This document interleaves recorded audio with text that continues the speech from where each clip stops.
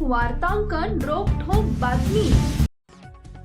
ब्रिटिशकालीन 1922 मध्ये बांधलेल्या 103 वर्षाचा रेल्वे पूल पाहण्यासाठीची तयारी आता जोमानं सुरू असून त्यासाठी मंगळवारी मध्यरात्रीपासूनच भैया चौक ते मरीआई चौक दरम्यानची वाहतूक अखेर पोलीस प्रशासनानं बंद केली। त्यामुळे नागरिकांना आता खमितकर अपार्टमेंट जवळील रेल्वे बोगदा जुमा पुणे नाका ते 54 मीटर रस्त्यावरून मंगळ बेहा रोड तसेच मोदी रामवाडी मार्गे मरीआई चौकाकडे येण्या-जाण्यासाठीच्या पर्यायी मार्गाचा अवलंब करावा लागणार आहे। गेल्या काही महिन्यांपासून रेल्वेचा हा पूल पडला जाणार अशी चर्चा होती।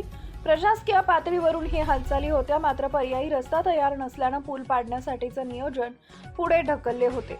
अखेर रेल्वे प्रशासन, राष्ट्रीय महामार्ग प्राधिकरण, महापालिका, पोलीस प्रशासन या शासकीय यंत्रणांच्या समन्वयातून 14 डिसेंबरला रेल्वे पूल पाडण्यात येणार आहे। मक्ता घेतलेल्या दिल्लीतील कंपनीचे अधिकारी, कर्मचारी तसेच 4 राज्यातून कामगार अद्ययावत यंत्रणेसह पुलाच्या परिसरात दाखल झाले आहेत।